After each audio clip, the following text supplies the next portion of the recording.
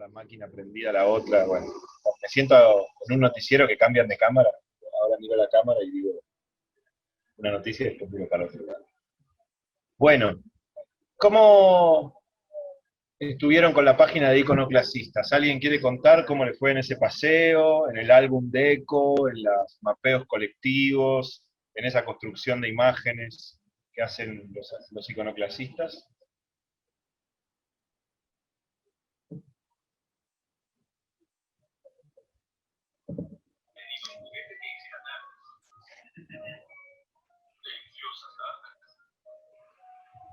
Anímense, después queremos hablar todos al final y no podemos porque se nos acaba el Zoom.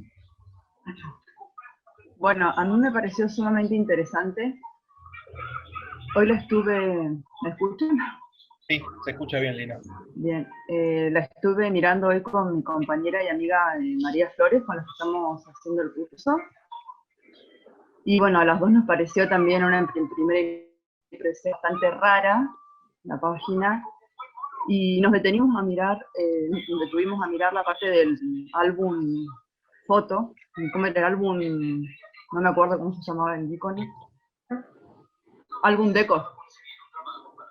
No me acuerdo cómo se llamaba, pero bueno, nos detuvimos ahí y nos pareció muy interesante para poder analizarlo con el concepto de cultura semiótico que plantea Gir. Así que bueno, estuvimos tratando de ver, porque bueno, cada una se va acercando a la mirada o sea, a la imagen que le parece un poco más familiar. Ahí está María, mi compa. Con ella estuvimos hoy chusmeando la página, bueno, y tratando de construir algo para el trabajo que tenemos que presentar antes de mañana.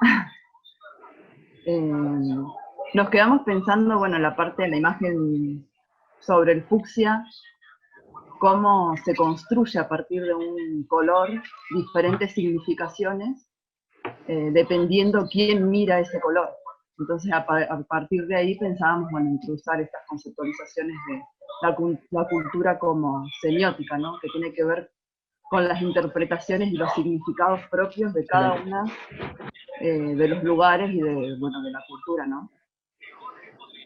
Y cómo también estábamos analizando cómo a partir de ver eso, de la mirada de ella, la mía, y de esas imágenes, se construye algo diferente, ¿no? En esa interrelación de miradas, que ya no es lo mismo. Entonces, bueno, con eso seguíamos nutriendo cómo este concepto de cultura nunca puede ser algo fijo o determinado, sino que siempre es algo que se está moviendo. Y que somos actoras, o sea, actrices activas en esa construcción. Así que bueno, eso más o menos estuvieron como para compartir algo de lo que queríamos analizar, o también esto de la colonización, ¿no? Como el proceso de colonización se intentó imponer una cultura sobre otra, aniquilando, silenciando otras culturas, y cómo la escuela también, de alguna manera, aborda ese mandato fundacional, ¿no? De la construcción de una nación, y intentamos esto de transmitir una cultura dominante, pero que no siempre fue así. O sea, no es que se trató esto que decía Rodwell de la homogeneización, ¿no? Pero que bueno, que siempre también, o sea, que esa homogeneización no fue tal, porque también existieron tensiones. Estos otros grupos, los negros, los indígenas, y los que actualmente, esos otros que actualmente habitan nuestras aulas, que pueden ser, no sé, los migrantes, los y las bolivianos, paraguayos, etcétera, etcétera. Eso es un poco lo que estuvimos chusmeando hoy. Profunda lectura ahí. Me ha gustado la lectura, es bien interesante porque quizás en algún trabajo que leí estaba, elegía también la Galería del Fucsia, en este caso era como color del movimiento feminista o de los feminismos, y pensaba, ligándolo a lo que planteaba Luis, del guiño, que Gertz pone ese ejemplo, ¿no? ¿Qué problema sería para uno confundir el movimiento físico del ojo con el significado de lo que quiere decir eso en un contexto cultural? Por eso no es lo mismo alguien que tiene el tic de cerrar el ojo que alguien que está guiñándolo con una significación, ¿cierto? pensaba que en el tema de los colores, piensen qué significaba el verde hace 10 años, por ahí más ligado a la idea del ecologismo, del movimiento ecologista, qué significa el verde hoy, qué significa el verde a minutos de que se vote en el Senado la ley de aborto legal, seguro y gratuito, ¿no? Y el verde como pigmento, si se quiere, como pura materialidad, si tal cosa existiera, no significa en sí mismo algo, sino que es ese contexto, esa trama cultural tejida por nosotros y nosotras, lo que construye ese sentido. Y lo que Gertz nos va a decir, vamos despacito, es que el antropólogo, yo diría el docente, la docente en el aula también, cuando se encuentra con un significado, por ejemplo, un pañuelo verde en la mochila de un alumno, por ejemplo, una gorra visera en el acto escolar, por ejemplo, un silencio prolongado del grupo cuando uno les pide que hablen y se expresen libremente, ese significado que nosotros nos encontramos como docentes, o si estamos haciendo antropología como antropólogos, ya tiene un sentido para los actores y actrices que protagonizan esa escena. Entonces nosotros accedemos a ese significado, llámese pañuelo, llámese visera, llámese silencio, pero no accedemos a un dato objetivo de la realidad, no accedemos a una cosa material. O sea, el silencio no es la ausencia de sonido objetiva, ni el pañuelo es un pedazo de tela pigmentado, ni la visera es simplemente un elemento para cubrirse del sol, sino que esos significados, esos elementos o esas ausencias de sonido, ya tienen sentido para quienes están ahí. Es decir, es lo que nos va a decir Gertz, que podríamos ligar a, capaz que hayan leído, ahí lo escribo en el chat, a Anthony Giddens. Nosotros, como antropólogos, o nosotros como docentes, pensamos pensamientos, es decir, pensamos cosas que ya están pensadas por los otros. Por esos otros con los que compartimos el aula, eso que está pasando tiene un sentido. ¿Sí? Es decir, por ahí el pibe, la piba, que ató el pañuelo verde a la mochila, o el pañuelo celeste, si quieren, o el pañuelo que sea, digo, el verde es el que yo me siento cercano ideológicamente, significados más allá de su adhesión o no. Ese pañuelo para esa piba, por ejemplo, puede significar no solo la defensa de un derecho, parte del movimiento colectivo, sino que también por ahí implica un grado de, supónganse, enfrentamiento generacional con su madre y su padre, que no quieren que lo lleve. Entonces ese pañuelo en sí tiene un conjunto de sentidos que están todos abigarrados ahí. Hay sentidos que son fuertemente sociales, colectivos, como puede ser el reclamo por el derecho al aborto legal, seguro y gratuito, pero también puede venir de la mano con una cierta contradicción o disputa al interior de su familia o de su barrio, que está ligada al momento colectivo, al momento político colectivo, pero que también juega algo que es singular ahí. Anthony Giddens, ahí anoté el apellido, es un sociólogo británico, uno de los más conocidos de los que está vivo, habla de lo que se llama doble hermenéutica de lo social. Vamos a escribir despacito para no explicar errores. Ahora lo explico.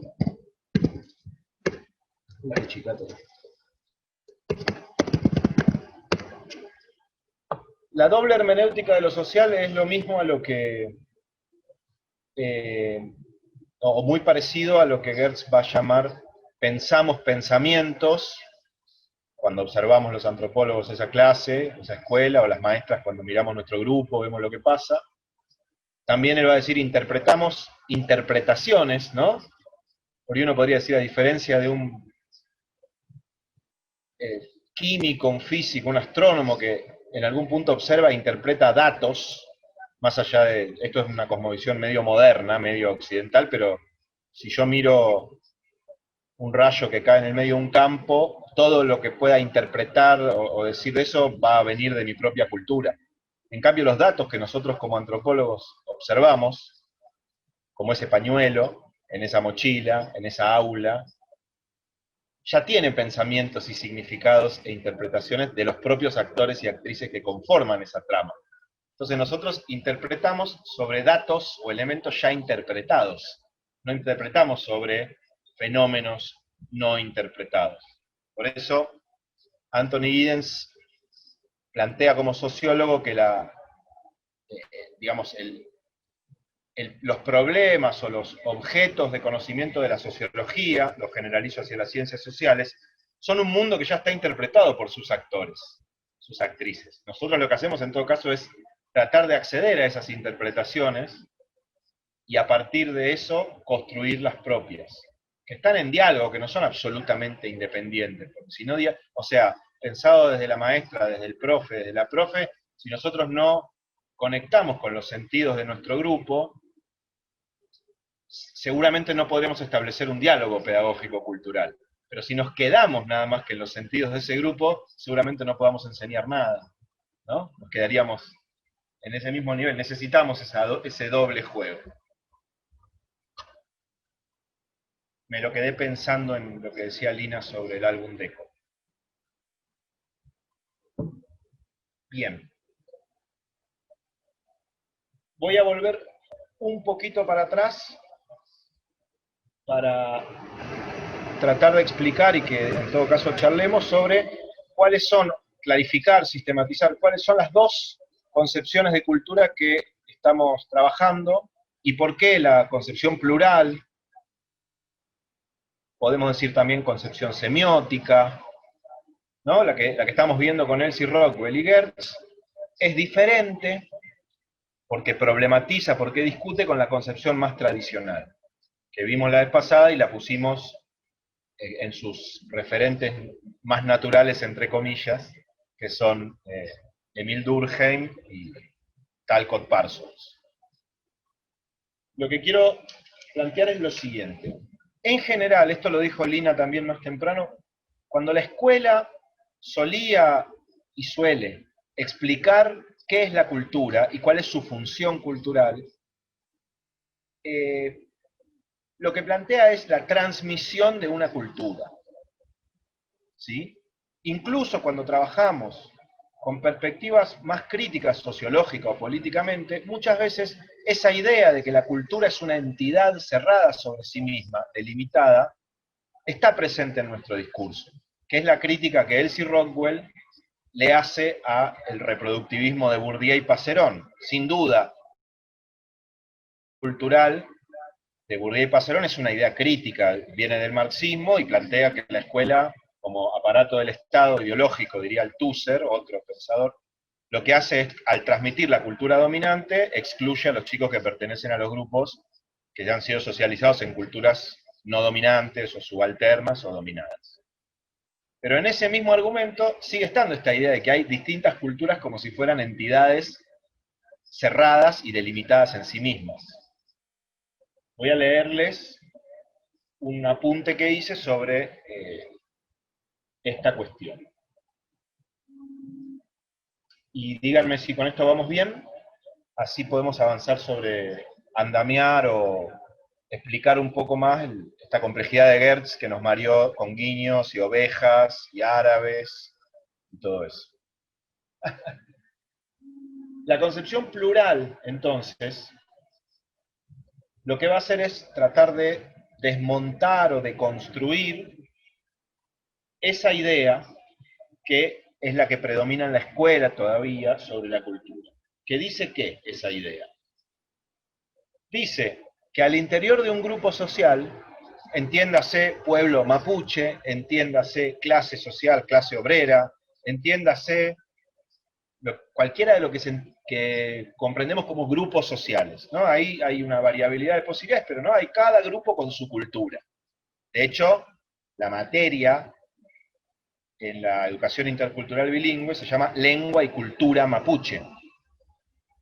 Y eso da una idea de que la lengua y la cultura mapuche se llama en singular, lengua y cultura mapuche.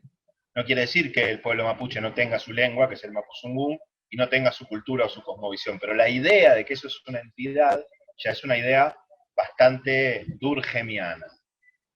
Entonces, se supone que cada grupo tiene sus valores, tiene sus ideas, tiene sus creencias. cómo se reproducen esas creencias, esos valores, esas ideas que componen la supuesta cultura a través del proceso de socialización primaria. O sea, me hago de esa identidad en base a mi socialización primaria, donde adquiero como niño, como niña, una serie de valores, de ideas, de creencias que forman parte de mi cultura.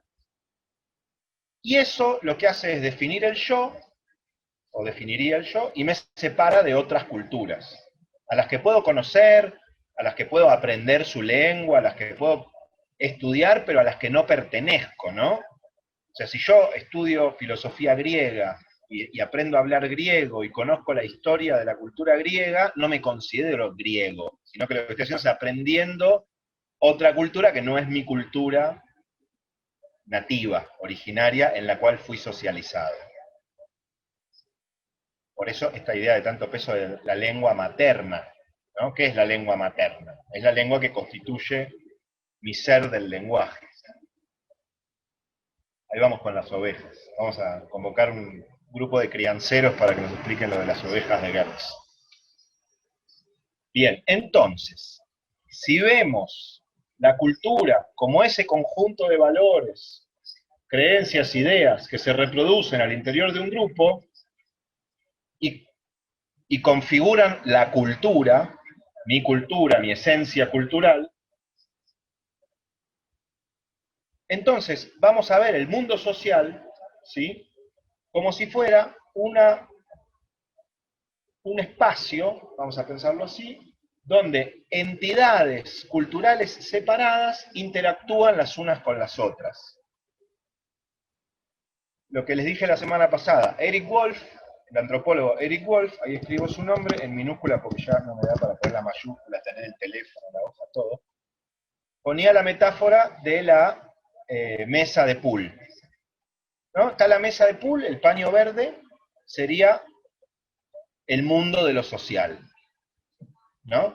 Sobre el mundo de lo social, sobre ese paño verde, hay un montón de pelotas, de bolas de billar, que son homogéneas, o sea, uno entiende perfectamente dónde empieza una bola y dónde termina, porque tienen su color, su número, su entidad homogénea, y se van relacionando con las otras bolas, que serían las otras culturas, ¿cierto? Entonces pueden chocar y salir despedidas una para cada lado, una puede empujar a la otra y meterla en uno de los agujeros esos que no sé cómo se llama, buches o no sé cómo se llama, pero nunca va a pasar que una pelota barra cultura choque con otra y se mezclen generando una formación nueva, porque las reglas materiales de ese juego es que hay una cantidad de...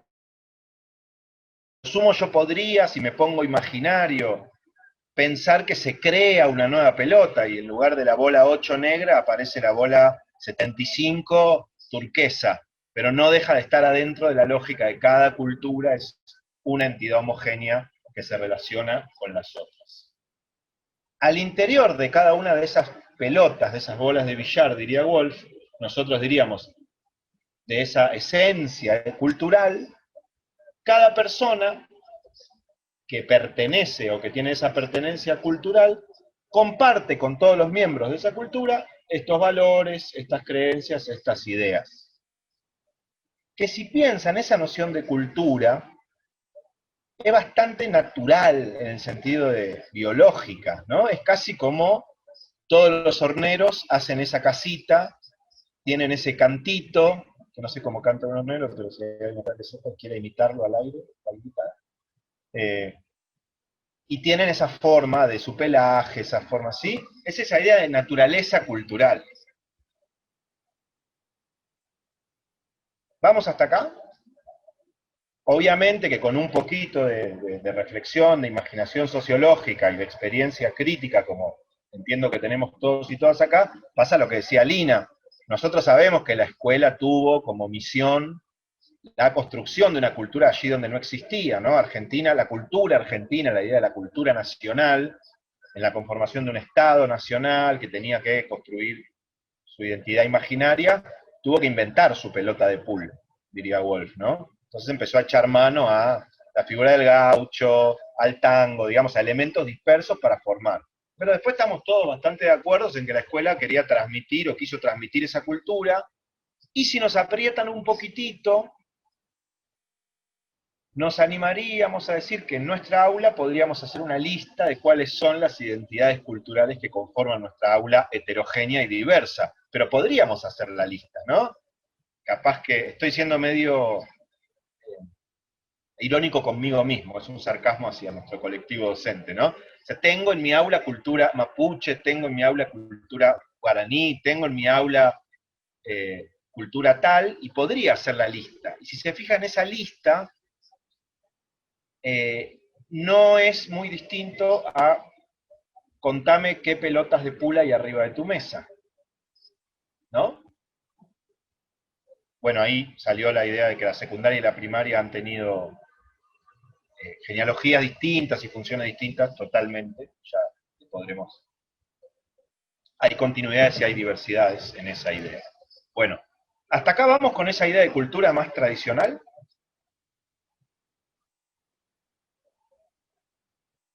Bien. A diferencia de esta comprensión, de esta concepción, pero si hablo a veces un poquito más disperso que siempre es porque atrás de lo que yo digo escucho mi propio eco y es como una cosa medio de un sueño, medio de una pesadilla. A diferencia de esta idea de cultura, lo que van a hacer ingresar para problematizar, para desmontar esa noción tan homogénea,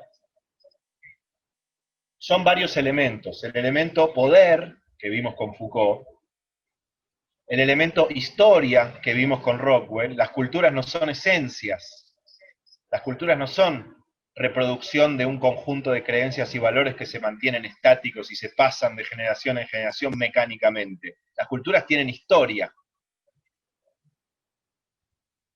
Las culturas implican siempre algún grado de heterogeneidad. Piensen en personas que pueden haber sido alumnos suyos, que estarían dentro de la misma cultura y lo diferentes que son. Y no hay uno que sea verdaderamente de esa cultura y otro que no, sino que hay heterogeneidades. Piensen en ustedes mismas, en relación a quienes se supone que formarían parte, por ejemplo, la cultura del docente neuquino, o la cultura del neuquino, o la neuquina, o la cultura de la identidad a la que ustedes adscriban, ¿no? Hay una heterogeneidad muy grande ahí.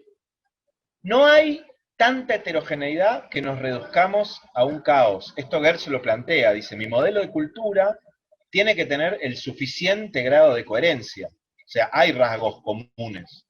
Personas que se autoidentifican como parte de un mismo grupo cultural coinciden en algunos rasgos, en algunas ideas, en algunas cuestiones de identidad que son dinámicas. Por eso como este es un error muy común o una lectura muy común del individualismo que aparece muchísimo en los profesorados cuando damos clase y pensamos. Muchas estudiantes me dicen, bueno, cada uno tiene su cultura. Bueno, la cultura tiene un rasgo que es personal, que es singular, pero evidentemente es un fenómeno colectivo, si no, no sería cultura, ¿no? Por eso dice Gertz, nada hay más coherente que el delirio de un psicótico, una psicótica, o igual es un poquito fuerte porque es como un poco discriminatorio hablar así de las personas con psicosis, con padecimiento. Lo que quiero decir es que, vamos a decirlo de otro modo, porque ahora estoy pensando que lo de Gertz está en otra época y eso suena un poco chocante. Si yo invento en un cuento como poeta o como literato, invento una cultura, puede ser muy coherente todo lo que yo diga ahí, pero eso no hace que sea una cultura, eso es una ficción. Va a ser una cultura cuando tenga raigambre en las personas y en las relaciones reales, ¿no? Reales en el sentido de los significados, de las relaciones históricas. Por eso la cultura siempre va a tener algún grado de coherencia, pero también va a tener heterogeneidad. Entonces, ¿qué es lo que nos va a permitir la concepción plural de cultura?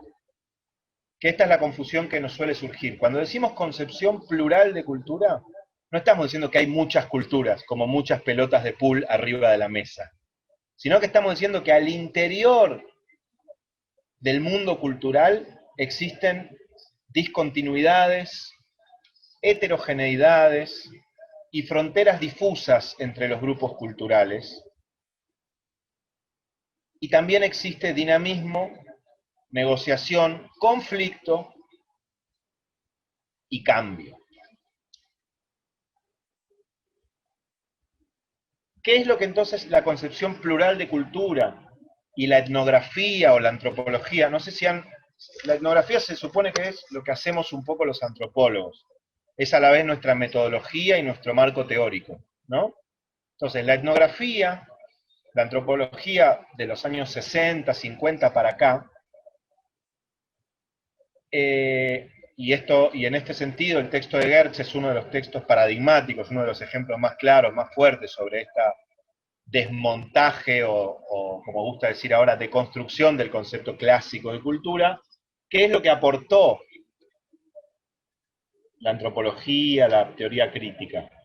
Primero, matizar un poco cierta idea de que las personas nos socializamos en una cultura y eso nos determina absolutamente, ¿no? Podríamos decir, matizar, estos son los 4 o 5 aportes más importantes. El determinismo de la socialización.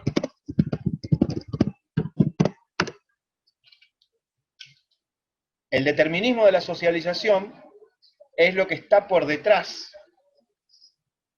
del modelo de Bourdieu y Passerón de la reproducción, ¿no? Se supone que el chico, la chica, que es hija de, suponete, migrantes paraguayos,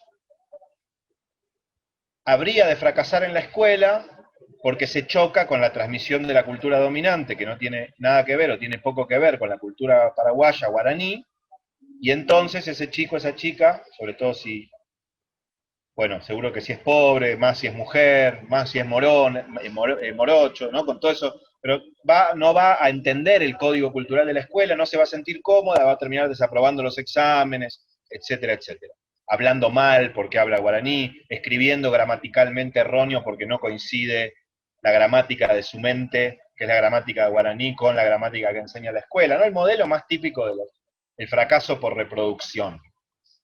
A esa idea, muy típica de Bourdieu, o del texto de Bourdieu, la reproducción, le está por detrás la idea, la noción de que ese niño o esa niña está absolutamente determinada por su socialización primaria. La pregunta es por qué ese niño o esa niña no podría aprender otra gramática, no podría resistir, construir estrategias, apropiarse de determinadas cosas de la escuela y otras no, aprender a decir lo que la maestra quiere para después seguir hablando en guaraní afuera, distintas, ¿no?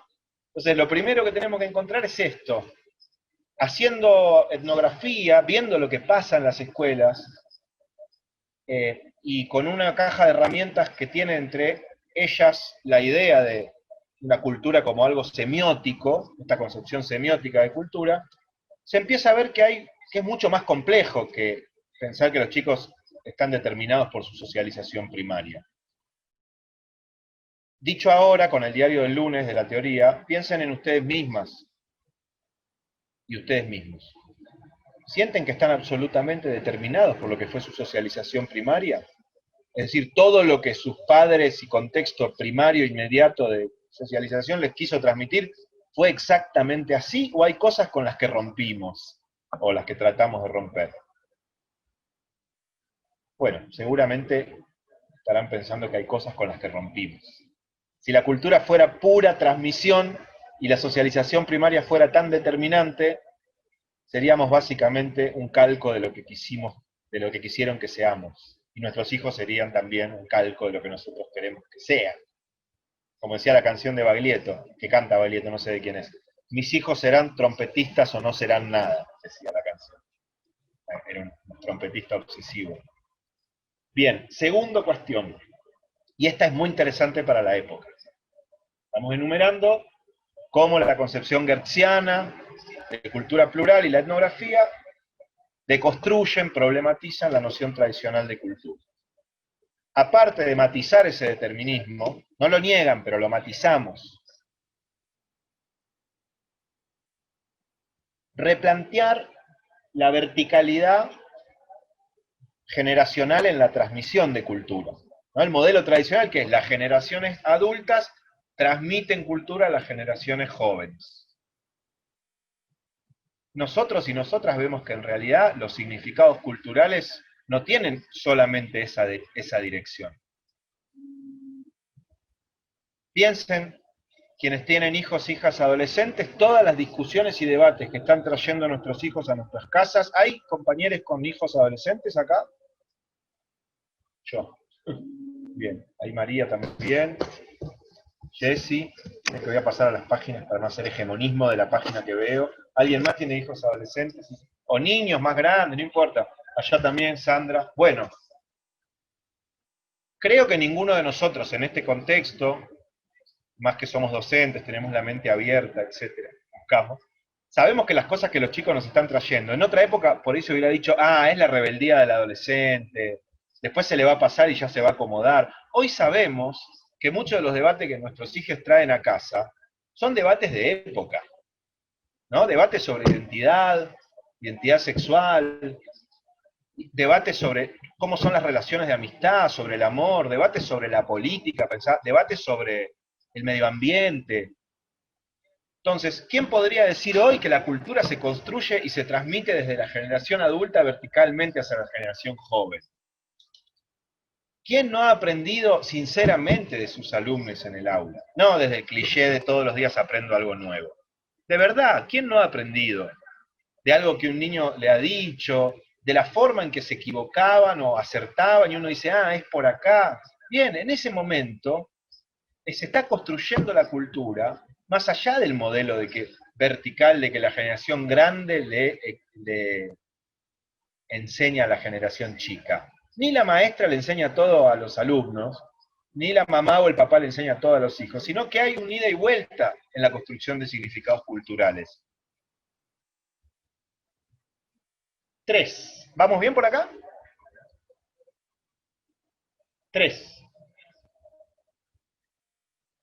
La etnografía y la idea plural de cultura complejizan. No escribí la segunda, para el pizarrón, profesor. Eso era lo que me bajaba la nota en la universidad.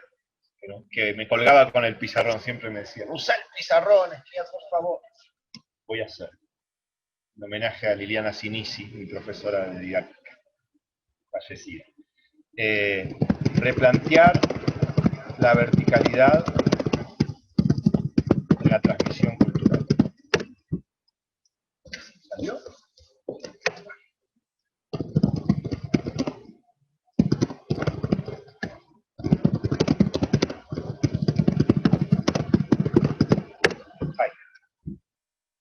La verticalidad es la verticalidad entre generaciones, ¿sí? 3. Complejizar el modelo de aprendizaje.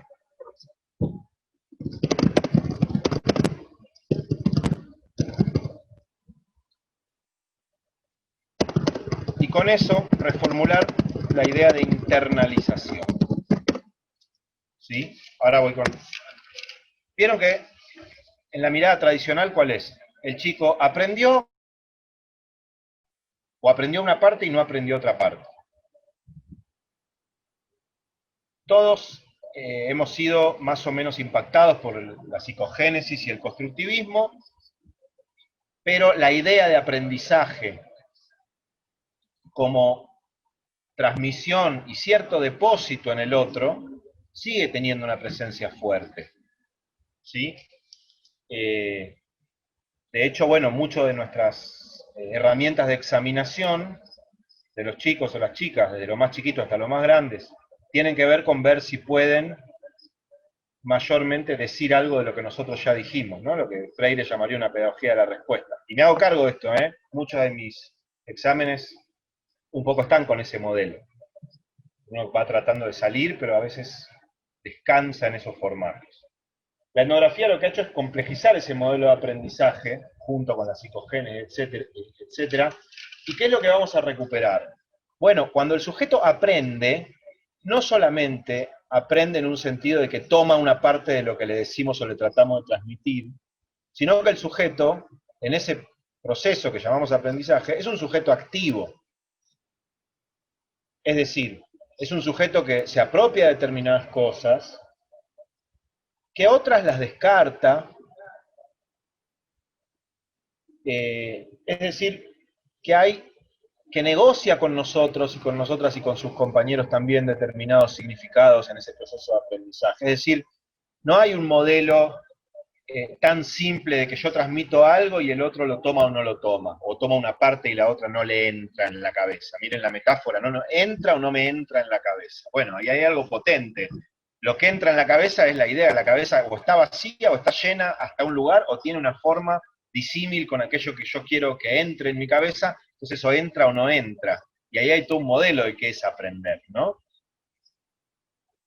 Entonces, sería como que nosotros estamos muchas veces contentos cuando el sujeto, nuestro estudiante, ha internalizado y puede usar la categoría para analizar el dibujo de iconoclasistas, en el caso de nuestro curso, o lo que sea, ¿no? Resulta que en el proceso de internalización, la antropología, la psicogénesis, han planteado que el sujeto tiene un lugar activo y que hace cosas con eso que internaliza. Es decir, piensen como hablamos con Foucault, que hay un lugar de protagonismo del sujeto, de la singularidad del sujeto, en esa relación necesariamente de poder, que es la educación, sin abstenernos, sin rehuir, sabiendo que en el saber existe poder. Lo que vamos a ver acá es que el sujeto, en esa relación de poder, que es enseñar, también ejerce formas de contrapoder, y singulariza, hace único ese proceso que antes se entendía como una internalización más lineal.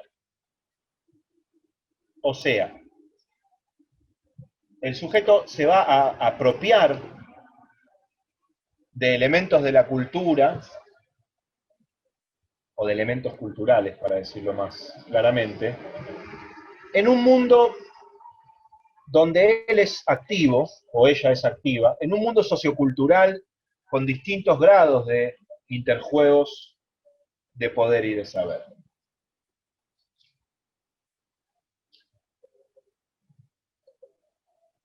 Todo eso, nos dice Rockwell, va a ocurrir en un territorio muy particular, que es el territorio de la vida cotidiana. ¿No? Como que nosotros decimos, hay una cotidianidad escolar, hay una cotidianidad familiar, ¿no? Que es el ámbito de la socialización primaria, el de la familia, el barrio, los entornos más cercanos del niño cuando es más chiquito, y después sigue, y después hay un entorno de socialización secundaria que sería la escuela, pero ese entorno toma la forma, dice Agnes Heller, de, vamos sin mayúsculas, aviso porque no me da para tanto, ya dije, toma la forma de vida cotidiana, una vida que es no totalmente repetitiva y rutinaria, pero naturalizada. Nosotros nos movemos en nuestra vida cotidiana de manera más o menos fluida, tenemos una serie de elementos del sentido común que nos permiten. Por eso, entre otras cosas, nos impacta tanto este momento pandémico, porque muchos de los elementos de la vida cotidiana que teníamos naturalizados, ¿no? Nuestra aula, se han convertido en otra cosa, y la vida cotidiana se vio interrumpida en algún punto. Entonces todo nos parece raro. Estamos haciendo un ejercicio forzado de exotización de nuestra vida. Estamos frente a una vida diaria en varios aspectos, que nos resulta extraña, como si hubiéramos viajado a otro momento de la historia de pronto. Cada una sabrá si es una utopía o es una distopía, algo más oscuro. Yo me inclino más por estos segundos. Yo estoy viviendo esta época, le pongo onda, pero de una manera muy distópica, digamos. No sé, después de, por ejemplo, muchos años de compartir cursos con compañeros, esto que está pasando me gusta, me encanta encontrarme con ustedes los lunes, los espero, estamos armando otro encuentro a contracorriente en San Martín, pero no deja de ser un...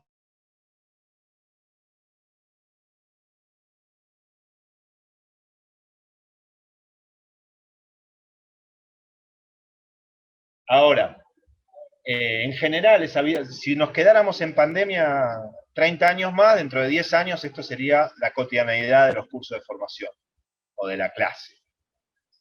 Ese mundo de la vida cotidiana, lo que nos invita a Anne Heller, es a no verlo como un mundo homogéneo, siempre igual a sí mismo, sino que la vida cotidiana también tiene un grado de heterogeneidad, tiene discontinuidades, tiene diversidad. O sea, esa piba, ese pibe que ató el pañuelo en su mochila, quizás no viene de una familia donde se debaten esos temas. Y en algún momento de su vida cotidiana hubo algo, una amiga que le invitó a una marcha, algo que vio en YouTube mientras navegaba. Es decir, la vida cotidiana va presentando heterogeneidades que hacen que el sujeto se mueva en su agencia, en su singularidad. Es decir, esa vida cotidiana heterogénea, no homogénea, sino heterogénea, es el territorio donde nosotros como sujetos transformamos, nos apropiamos y en algún punto reformulamos eso que recibimos. Textualmente es lo que dice Chartier, que me gusta mucho, me parece que lo dice claro en la cita de Rockwell. Cuando nosotros interactuamos, piensen en el aula o en cualquier otro ámbito social, no solo nos apropiamos de los significados culturales que el docente o la docente nos transmite, sino que a su vez los reformulamos, los ponemos en juego en un esquema que ya es propio, que es de nuestra singularidad y nuestra historia. Y lo que Chartier dice ahí es que cuando nosotros nos apropiamos transformando, lo que hacemos en algún punto es exceder aquello que recibimos.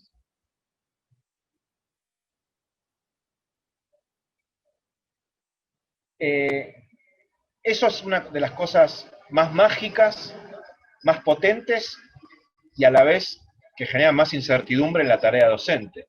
Que nosotros nunca terminamos de saber qué pasa con eso que largamos al aire del aula. Y a mí me gusta la idea de pensar que eso que largamos al aire del aula, o ahora sería lo largamos al aire de la virtualidad, siempre va a ser apropiado de forma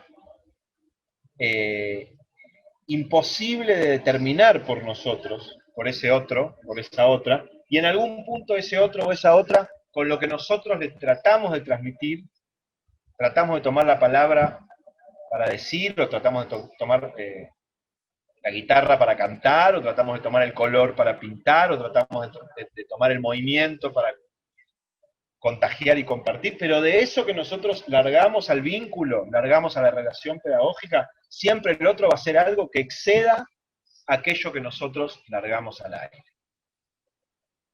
Es un poco lo que plantea, ahora sí lo cito bien porque la otra vez había pifiado, cité a Lacan con algo de Foucault. Hoy sé que esta idea es de Lacan cuando dice la palabra es mitad de quien la dice, mitad de quien la escucha.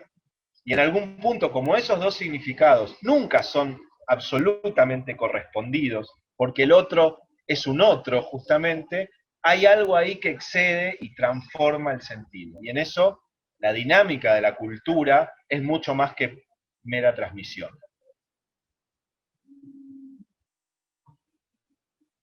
Bien, esto sería como el piso básico desde el cual estamos pensando. Hola, Delina. No, Delina no. Sos tuyo. Tenemos acá más o menos en la mente o presente estas dos ideas de cultura porque esa diferencia o esa discusión es muy importante para entender los aportes de la etnografía de la escuela. ¿Alguien quiere comentar o preguntar algo? ¿Acá? Hágale.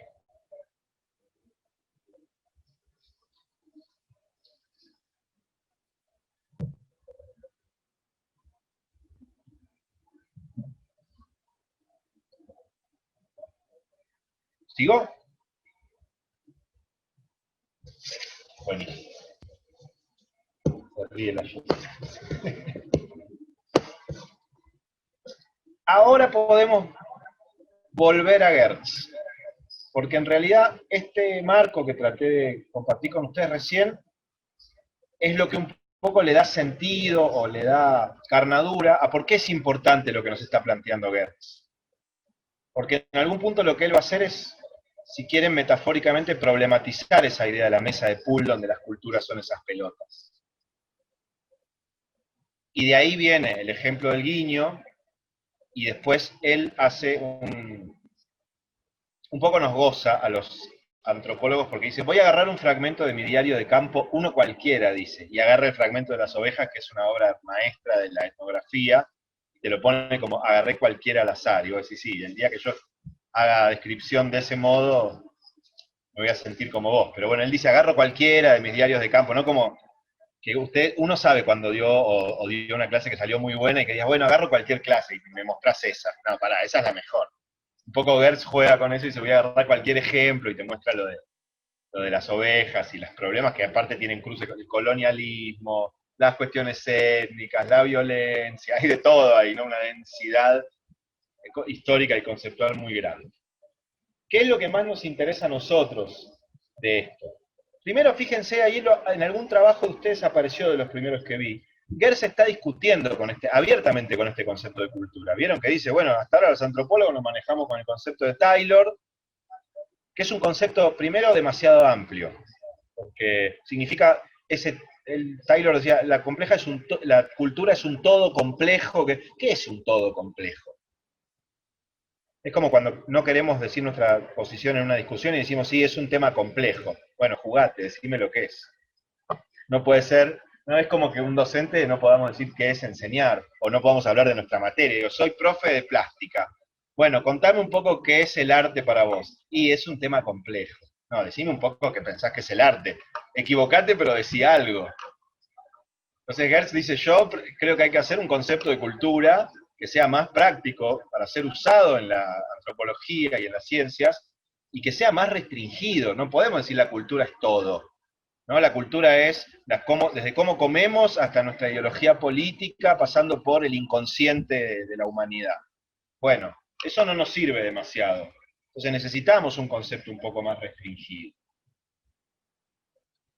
Y lo que explicamos antes, él toma la idea de Max Weber es un sociólogo uno de los padres de la sociología, ya lo dijimos la vez pasada, y va a plantear esta noción de que el concepto de cultura que él quiere trabajar es un concepto semiótico, o sea, ligado a los significados. Y hace una definición que toma en realidad de Weber, que podríamos decir que básicamente define lo humano, a diferencia de lo no humano, digamos, lo natural, como que lo que nos diferencia de las otras especies sería nuestra capacidad de construir sentidos. Y lo que va a plantear es que lo que define a lo humano es ser un animal, y lo dice así, esto es interesante, somos animales, pero somos animales que estamos insertos en tramas de significados, y esas tramas esos significados, mejor dicho, fueron construidos por otras personas. La metáfora es como si eso fuera una urdimbre, una red muy abigarrada de significados. Esa red es la cultura. Y fíjense que ahí parece muy amplio, o es bastante amplio, porque toda la red de significados tejida por toda la humanidad, desde el pasado hacia el futuro, es algo bastante amplio. Pero ya dejó afuera algunas otras cosas. Por ejemplo, las cosas que no son significados. Y eso es bastante. Entonces, ¿qué es lo que tenemos que hacer nosotros como antropólogos? Y les convido, por eso estamos en una caja de herramientas. ¿Qué podemos hacer entrenando una mirada etnográfica nosotros, nosotras como docentes? Bueno, saber que lo que está ahí en esa aula es un retazo de esa urdimbre, de esa trama de significados, que en gran parte atraviesa el aula y sigue hacia afuera, hacia las familias, hacia la política, hacia las movilizaciones, hacia los medios de comunicación, en gran parte atraviesa nuestra aula, pero también hay algunos de esos hilos de esa urdimbre que se tejen en nuestra aula, o que se tejen en nuestra escuela. Es decir, que no solo somos un retazo de la cultura, sino que también somos productores de cultura, en tanto que construimos e intercambiamos significados. Y en eso producimos cultura, no solo la transmitimos o no solo la pensamos. Ahora, si yo estoy frente a una urdimbre o una trama de significados, que eso es la cultura. ¿Qué es lo que voy a tratar de hacer? No voy a tratar de encontrar cuáles son las leyes matemáticas o de la ciencia positiva que rigen los significados. Porque los sentidos no se atrapan con leyes. O eso es lo que piensa Gertz. Sino que los sentidos, cada uno de esos hilos o las tramas de hilos, lo que podemos hacer es tratar de comprenderlas. Y para comprenderlas vamos a tratar de interpretarlas. Esto es complejo, pero aterrícenlo en las ideas que veníamos planteando, que son las del foro que voy a abrir, que ya va a estar presente. Piensen en elementos que son parte de esa trama de significación. La que hablamos la vez pasada, no me acuerdo quién la dijo, yo la retomé porque me sentí súper identificado. La gorra visera. La gorra visera tiene un montón de significados, ¿sí? De hecho, hay colegas que les genera urticaria la gorra visera, colegas que nos gustan o no, por lo que significan cultural o políticamente, pero como que en general en la escuela, sobre todo en la escuela media, la gorra visera no pasa desapercibida. Entonces, lejos de tratar de ver, no sé, cuántos chicos sobre el total de la matrícula usan gorra visera para poder construir una subcultura de los pibes con visera, lejos de esa lógica, lo que nos invita a Gertz es a tratar de interpretar ese significado. Sabemos perfectamente que ningún pibe, ninguna piba, ningún grupo se pone una visera de los New York Knicks o lo que sea, Knicks, perdón, solo para taparse del sol. Sabemos que esa visera significa muchas cosas. Con el plus de que probablemente todos esos significados de esa gorra visera no puedan ser verbalizados y explicitados o no quieran ser verbalizados o explicitados por todos los pibes que las usan. Y por ahí volvérselo a poner cuando la preceptora o la directora o el profesor le dijo sacátela y volverla a poner sea un acto de resistencia, quizás. Esa resistencia puede ser leída en términos de clase, puede ser leída en términos generacionales o etarias, puede ser leída también como un acto de rebeldía o de resistencia de ese pibe con ese profesor particular que le hinchó las quinotos y se lo está poniendo para vos, para que veas que se lo volvió a poner. Bueno, ahí está la tarea, digamos, de la docente, de la antropóloga o de la docente con mirada etnográfica de tratar de leer, de interpretar esos significados que están ahí. ¿Sí? Lo que dice Gertz es que sería un problema confundir la gorra con solo su materialidad. Estoy con el ejemplo de la gorra, ¿se sienten contenidas con eso? Por lo que digo, porque tienen una densidad cultural importante.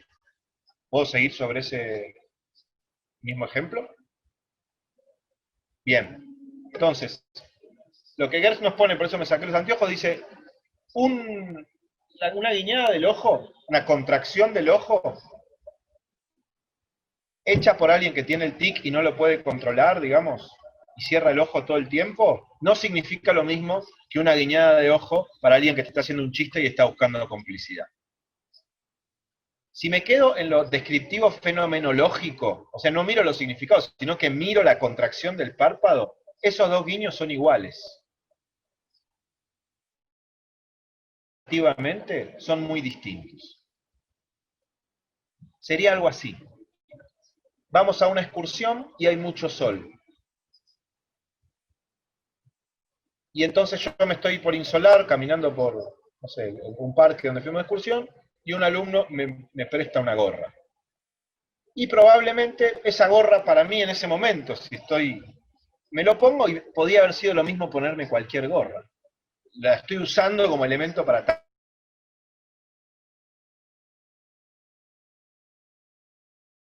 Ahora, quizás esa gorra es la misma gorra que al otro día ese pibe se puso para mostrar resistencia y decir que estaba hinchado los quinotos de que la escuela le esté diciendo todo el tiempo que se comporte de determinada manera. Ahora, esa gorra como objeto, como conjunto de moléculas, como pedazo de tela, fue la misma gorra en las dos situaciones, pero el significado que tuvo fue absolutamente diferente en una situación y en la otra, ¿verdad?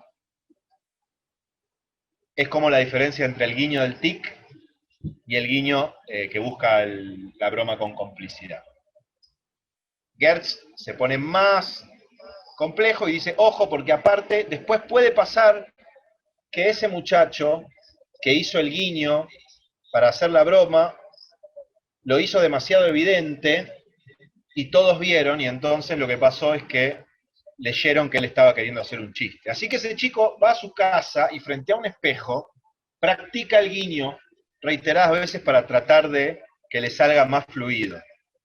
Y en ese momento también eso es una contracción del párpado, pero no es ni un tic, ni la búsqueda de una broma, de una complicidad de broma, sino que es el ensayo para la búsqueda de la complicidad de una broma. Y ahí vamos viendo como si fuera un juego de muñecas rusas, de mamushkas, cómo los significados se van o conteniendo o cruzando unos a otros.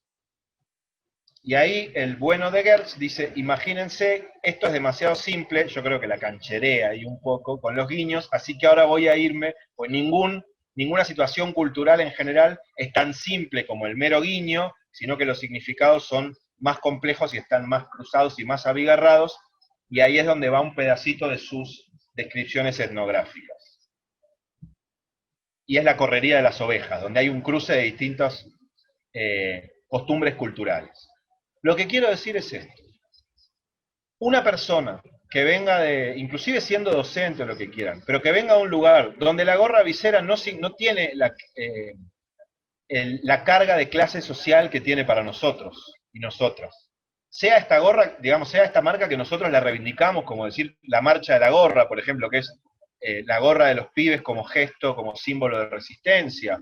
Pero digo, más o menos todos y todas nosotras sabemos que la ropa deportiva y la gorra en un joven morocho tiene una carga política, cultural, de clase, muy marcada. Entonces sabemos que si en el acto el profesor, la profesora, el director se obsesionó con chicos, sáquense la gorra para respetar a la patria o para cantar el himno, lo que sea, sabemos lo que se está jugando ahí.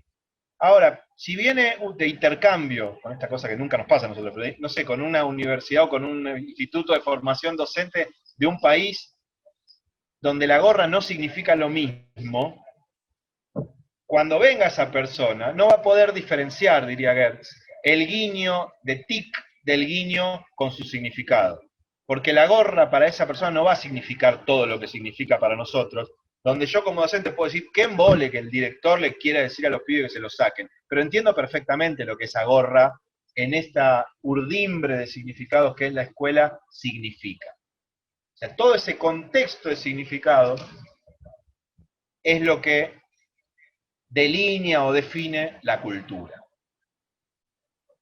Si vos no sabés que la gorra significa eso, no vas a entender por qué tanta obsesión con que se la saquen, ¿no? Inclusive hasta, puede ser que estemos haciendo un acto en el patio, al rayo del sol en la ciudad de Neuquén, que quiero decirles que está comprobado que hace más calor en la ciudad de Neuquén que en el Ecuador.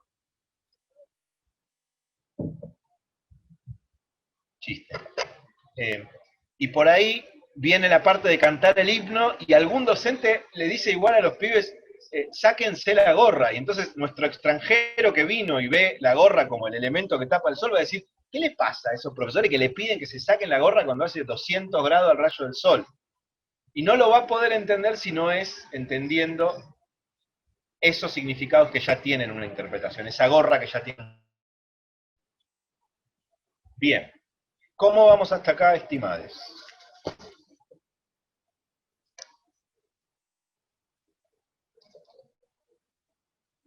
Me agarra mucho pánico porque hay un delay y cuando hago un pseudo chiste de los míos tardan un poquito en algunos en leerse, en reírse un poquito y me agarra un vacío.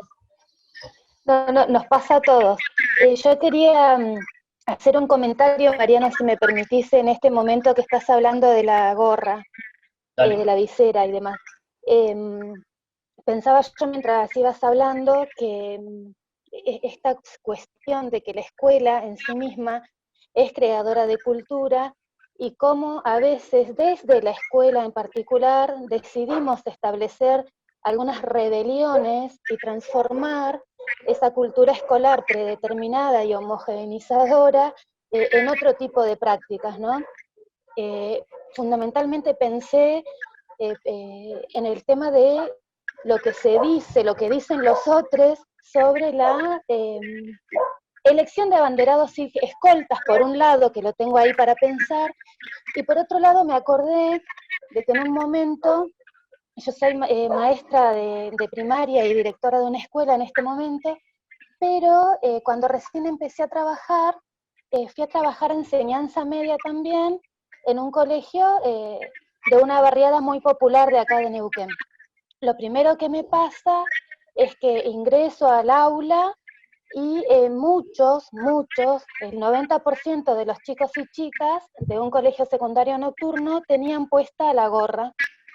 Entonces, detrás mío ingresa el director y les dice a los chicos y chicas, con el poder que el director tenía en ese momento, que tenían que sacarse la gorra para la clase. En ese momento, rápidamente, yo le digo al director, no, mirá, necesito conocer la clase, no me importa que tengan puesta o no la gorra, así que es algo que voy a resolver yo dentro de mis horas, en todo caso, si hay algo institucional. Bueno, tuve un problemilla ahí, pero esa única circunstancia determinó que ese día todos los chicos y chicas tuvieran la visera así, pero en la siguiente clase, que no me olvido más, que eran los lunes, cuando yo entré, los chicos no se quitaron la gorra, pero lo que sí pudieron hacer fue levantársela y desde ahí nos pudimos empezar a mirar a los ojos. Eso fue realmente tremendo para mí y creo que para ellos, porque significó otro tipo de relaciones, incluso hasta de poder dentro del aula. Y a veces creo que los docentes nos consideramos con el poder, porque no hemos roto algunas matrices de aprendizaje, tenemos el poder de poder decirles, sacate la gorra aunque haga 40 grados de calor, y los chicos y chicas generalmente lo hacen. Es para mí preocupante ver esas situaciones. Me decía mi hija en estos días, también nos pasa, mamá, que hace un frío tremendo a la mañana, una helada, y nos dicen, sacate las manos de los bolsillos y estás helado, porque bueno, tenés la obligación de sacarte las manos de los bolsillos porque te lo dice la seño. Así que bueno, cuántas cosas para repensar en relación a estas intervenciones desde el poder que hacemos los adultos y más desde los ámbitos educativos, ¿no? Eso era, gracias. Absolutamente, absolutamente, y lo esperanzador, lo contracorriente, es que Rockwell y María, las dos, nos van a decir que eso también es escuela. Para esos pibes que vos les respetaste en ese momento, su identidad, su ser, y pudieron construir una mirada con la gorra puesta como ellos son, eso fue la escuela. Rockwell nos dice en gran medida, haciendo antropología de la escuela, llego a la conclusión de que la escuela no está absolutamente determinada por la cultura dominante, que a veces la escuela es más o menos permeable a lo que pasa en sus contextos, pero sobre todo que en la experiencia de alumnos y alumnas, la escuela es en gran medida lo que su maestra, su profe, su maestro hace. Y en eso nos plantea algo que sabemos y que a veces no es que nos olvidemos, pero nos cuesta, que es entender que la escuela también es un territorio parte de la historia, que es un territorio dinámico, que es un territorio de disputas, que es un territorio heterogéneo, donde hay contradicciones y donde nosotros somos sujetos activos en la construcción de lo que allí pase, y que también hay al interior del colectivo docente, del colectivo directivo, como al interior del colectivo estudiantil, líneas de acción y de significados dando vueltas, ¿no? Está el que ejerce esa forma de poder que Foucault llamaría, lo cito teóricamente, poder inútil, pura arbitrariedad, y está quien construye ámbitos de emancipación, de singularidad, y invita a que nos miremos a los ojos pero con la visera puesta. Yo quisiera ver cómo nos sentimos, ¿no? En antropología la gorra sería lo que se llama un diacrítico, que es un objeto visible, ay, escribí mal, un objeto visible que en algún punto tiene una gran carga simbólica sobre la identidad de la persona. De hecho, todos los pueblos originarios saben claramente que a la hora de hacer su identidad de manera fuertemente performativa, es decir, de querer transmitir socialmente qué pueblos son, saben qué tienen que colocarse como ropa tradicional, aun cuando por ahí no es lo que usan todos los días para ir al supermercado, pero cuando llega el momento todos sabemos cuáles son nuestros diacríticos, o sea, aquellos elementos, por ejemplo, bueno, lo hablamos hoy, el pañuelo verde, es un fuerte diacrítico, o sea, es un elemento que tiene una enorme significación y que no pasa desapercibido. No es lo mismo que color de medias te pusiste, a que si te colgaste el pin de Fuente Alba, o pusiste el... ¿no? Bueno, la gorra es un diacrítico. Y decir algo sobre la gorra es decir algo sobre un elemento que tiene una fuertísima carga simbólica en la identidad de esa persona. Y cuando uno va a hablar sobre el diacrítico de otro, tiene que saber que está hablando sobre el diacrítico de otro. Cada uno piensa en sus propios elementos que le dan tranquilidad o que le dan seguridad o que hacen a su identidad y piense cómo nos sentiríamos si nos dijeran que no lo exhibamos, que no lo podemos usar. Yo lo pienso, por ejemplo, en mi persona, ahora leo lo de Mili, yo no identifico tanto elementos materiales, pero hay algo, por ejemplo, en los usos de mi lenguaje, que son propios de mi formación, etcétera, y ponerle que me dijeran, no, si vos hablás con tales palabras o armás las frases de manera así, yo te voy a sacar de la institución. Y yo diría, eso es muy violento, ¿cómo me vas a hacer eso? Si yo soy eso. O sea, si hablo difícil, decime que hable más fácil, si no se entiende, pedime que... Pero no me digas que no hable como yo soy. Es mi lengua, es mi forma. Bueno, a veces con la gorra y otras cosas pasa eso, ¿no? Mili dice, podríamos tomar como ejemplo la gorra, las capuchas dentro del aula, y es preocupante, como dice la compañera, porque detrás de esa intervención de poder hay un mensaje muy profundo. Una mirada muchas veces de significados cuya identidad o cultura no siempre es valorada ni respetada y surgen las diferencias. Y Noelia dice, en muchas escuelas rurales tienen la cultura de tener estatuas de santos y vírgenes en las escuelas sin respetar la religión de otros o bendecir la mesa en horario del comedor. Sí, no pasó la ley 1420 por algunos lugares todavía, ¿no? La laicidad del sistema educativo. Bien, y vamos a la parte que Luis dijo, o yo interpreto que Luis dijo, acá Gertz se puso enredado. Si yo entiendo que ese gesto, por ejemplo esa gorra, o ese guiño, diría Gertz, forma parte de una cultura, voy a pensar entonces que la cultura, lejos de ser un conjunto homogéneo de valores que se transmiten de una generación a otra, no es lo mismo autoritarismo que autoridad, desde ya, totalmente de acuerdo. La autoridad tiene un sentido, la autoridad se construye en un vínculo, la autoridad no se puede, para mí, autoadjudicar. Digo, es como la referencia, cuando alguien dice yo soy referente de tal cosa, yo tiendo a dudar. Creo que alguien es referente de tal cosa cuando otra persona me dice, vos querés saber de tal cosa, preguntale a tal, que para mí es alguien que sabe. La autoridad se construye en la relación, la autoridad es relacional, y la autoridad en gran medida se construye cuando el otro te la reconoce y la construye con vos. Lo otro puede ser que te tengan miedo y sería más cercano al autoritarismo. El ejercicio de una autoridad inerte, de una autoridad sin sentido, de una autoridad que dessubjetiva al otro. Y nos viene una cosa más compleja, que es, Gertz lo que nos va a decir es que esos significados, como la gorra, como el guiño, como el lenguaje, como me pongo, etcétera, se nos presentan muchas veces, o la mayoría de las veces, de manera un poco enigmática, es decir, que no se nos presentan con su sentido transparente, sino que nosotros tenemos que desentrañarlo de algún modo. cómo se desentrañan esos sentidos que se nos presentan como si fueran jeroglíficos sociales, en un idioma que no del todo comprensible para nosotros al principio. Piensen en el extranjero que viaja y no entiende por qué tanto lío con la gorra. Esa gorra es un significado en algún punto enigmático para el extranjero hasta que le expliquemos.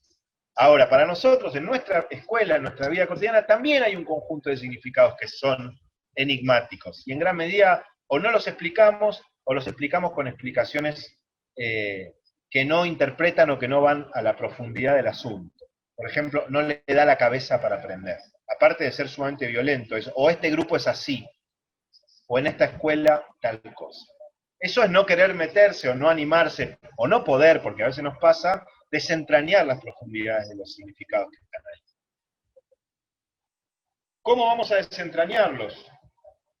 Bueno, sabiendo que lo que tenemos delante de nosotros, y de lo que formamos parte, va a ser una jerarquía, como si fueran muchos estratos, como si fuera, ¿vieron cuando hacen esas excavaciones arqueológicas o geológicas, que hay como capas? Bueno, hay como capas de significados que están ahí, que algunas tienen más peso en determinados momentos que en otros, en determinadas situaciones que en otras, y nosotros lo que vamos a buscar hacer con esas son esas estructuras de significados que son complejas, que son estratificadas. Gerson nos va a decir, ¿por qué son complejas? Porque están cruzadas, porque están entrelazadas. Es decir, adentro de mi aula, o de lo que llamaríamos mi aula, no hay una cultura o una estructura de significado, sino que hay un cruce de una multiplicidad. No infinitos, no una por persona.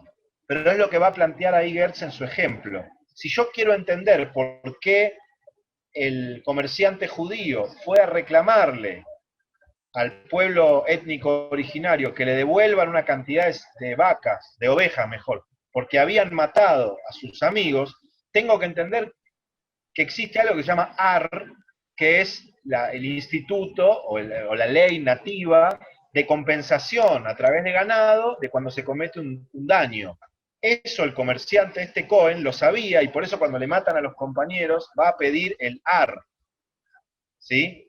Ahora, si yo no puedo entender todos esos significados que se entrecruzan en esa escena, no voy a poder hacer una interpretación digna de lo que pasó ahí. Piénsenlo para el aula, ¿no?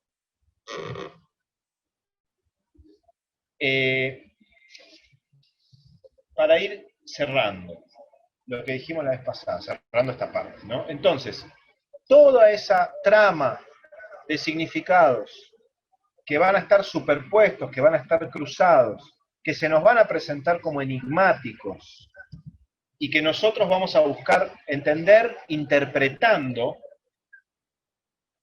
eso es la cultura. Si lo queremos hiperresumir, buenas noches Nora, podríamos plantear que para Gertz la cultura podría definirse como el intercambio de significados. Él, en la interpretación densa, en este texto que leímos nosotros no lo define así, lo define de maneras un poco más complejas. Pero cuando yo defino la cultura, en lugar de como un conjunto de creencias que se transmite de generación en generación, la defino como intercambio de significados, y que ese intercambio se da en una dinámica que es de códigos sociales. Si no entiendo los códigos sociales, no voy a entender el intercambio de significados. Y esos códigos tienen un grado mínimo de estabilidad, de continuidad, ¿no? Los valores, por ejemplo, la gorra significa el lunes, significa una cosa, el martes significa más o menos lo mismo en mi escuela. Seguramente dentro de 10 años la gorra o no signifique nada, o significará un montón de otras cosas. Pero hay un acierto de códigos, un conjunto de códigos sociales dentro de los cuales el intercambio de significados adquiere sus sentidos. Eso es un poco la cultura. Yo voy a poder entender el sentido de esa de por qué ese pibe se volvió a poner la gorra a pesar de que yo le había dicho que se la saque, en la medida en que pueda entender la trama o conocer esa trama. Entonces, desde ahí la cultura está, dice Gertz, tanto en lo colectivo como en lo personal. La cultura siempre va a ser pública en la medida que es colectiva, que los significados se intercambian, se comunican, se socializan. O sea, el pibe se puso de nuevo la gorra cuando yo lo veía o cuando yo no lo veía. Pero esperando o que lo vea otro profesor, o que lo vean los compañeros. No es que se fue a la casa y después frente al espejo se puso la gorra para desafiar mi autoridad. Por ahí lo hizo frente al espejo, pero Gertz nos diría, ahí el pibe está haciendo otra cosa, ya que es jugando internamente con la rebeldía del docente que no se animó, no quiso, no pudo hacerlo públicamente. Pero si en el acto donde yo le dije sacate la gorra, se la volvió a poner para que yo lo vea, el carácter público de la cultura es innegable. Y seguramente cuando el pibe fue a la casa y frente al espejo se puso la gorra de nuevo, está imaginando, craneando que yo estoy ahí adelante. Hoy diríamos, seguramente lo hace, se filma con el celular y a su estado de Facebook se pone él con la gorra y dice, para el gato de Mariano, esperando que quizás esa botella al mar llegue a mis ojos.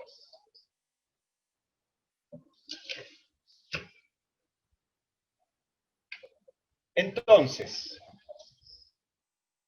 la cultura va a ser todo ese sistema de signos interpretables en acción, en historia, en dinámica. Todo ese sistema, todo ese contexto de signos que son interpretables, que podemos desentrañar, que podemos interpretar, que podemos hacer inteligibles, es decir, comprensibles, todo ese universo dinámico es la cultura.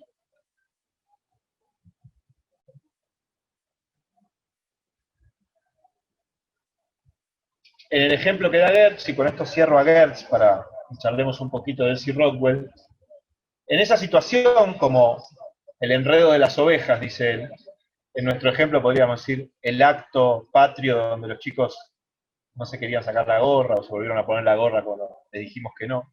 En toda esa situación, lo que hace el antropólogo, y les invito a que podamos tomar una porcioncita de ese tipo de mirada como docentes, de esa mirada etnográfica, antropológica, lo que hacemos los antropólogos es esencialmente inscribir toda esa situación en un discurso social, que es una descripción densa.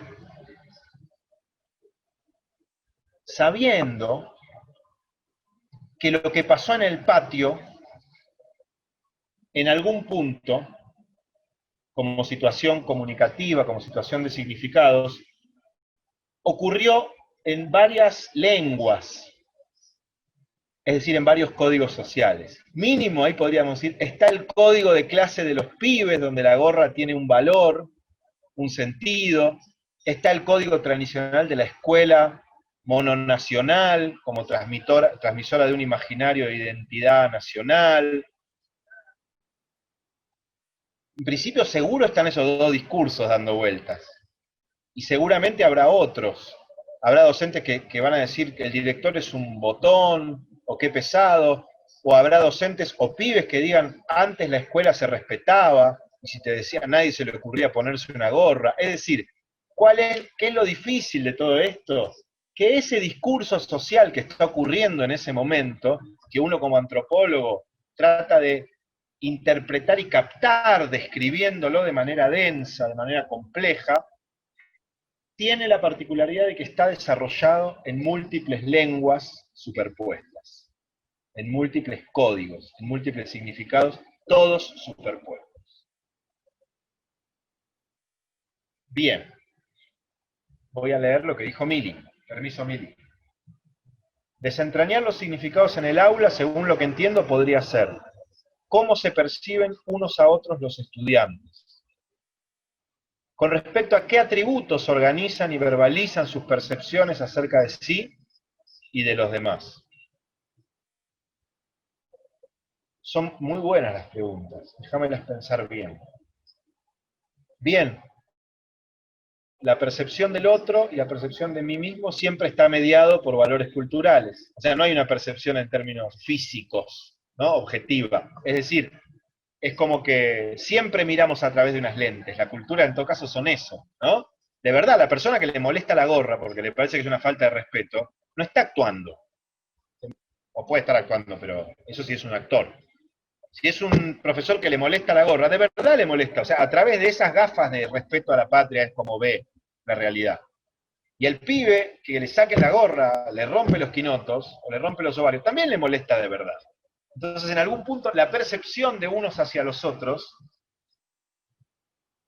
cómo se percibe esa percepción, miren el juego de palabras, cómo se percibe la percepción del otro, o sea, cómo interpreto los significados del otro que ya están interpretados por el otro, es parte de nuestra tarea etnográfica como docentes etnógrafos. Bien, me ha gustado. Bueno, y con lo que dijo María y con las preguntas que ha hecho Mili, vamos llegando al último tramo de esta clase de hoy, que es el giro hacia la escuela, de esta concepción plural de cultura, de esta concepción semiótica de cultura, cruzada por el poder, por la historia, que problematiza la idea de una transmisión vertical, que complejiza la idea de internalización de los aprendizajes, poniendo en juego la agencia activa del sujeto, donde queda en algún punto trastocada o desequilibrada la noción tradicional de cultura escolar. Si nosotros hoy hiciéramos un ejercicio donde cada una de ustedes tendría que poner, no lo vamos a hacer porque es un poco tarde, estaba planificado, 3 características o rasgos de la cultura de la escuela donde trabaja.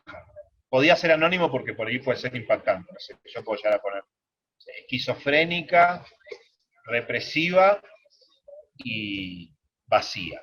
Ponele, ¿no? Si laburo en una institución que no me gusta nada. Digo, esas son las 3 características de la cultura escolar de mi institución.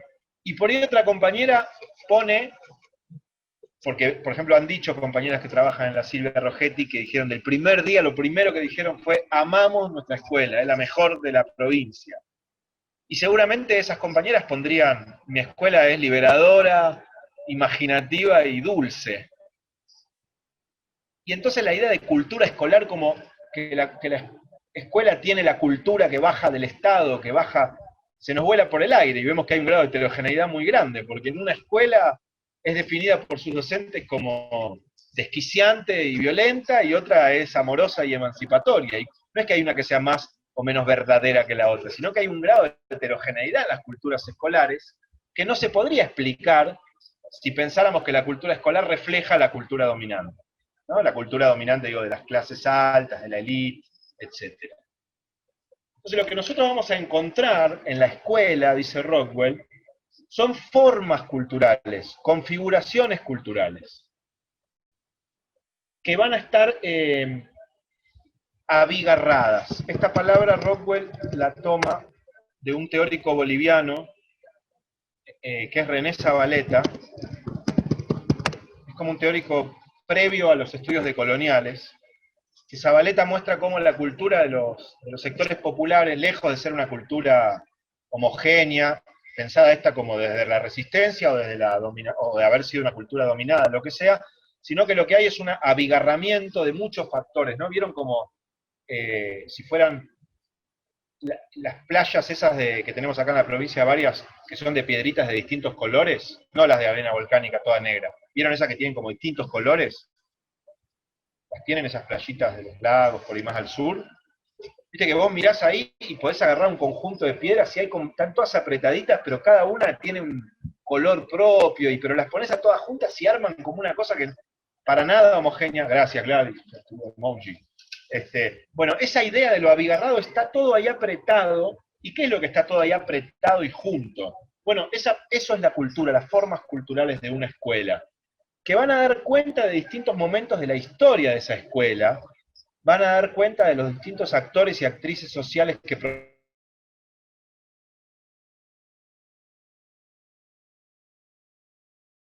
años y hizo tal cosa, y ya no está, pero hay algo de su huella. O ni hablar, por ejemplo, compañeras, compañeros, la escuela donde enseñó Carlos es parte de esa cultura, de esa escuela. Es una de las piedritas de esa cultura escolar.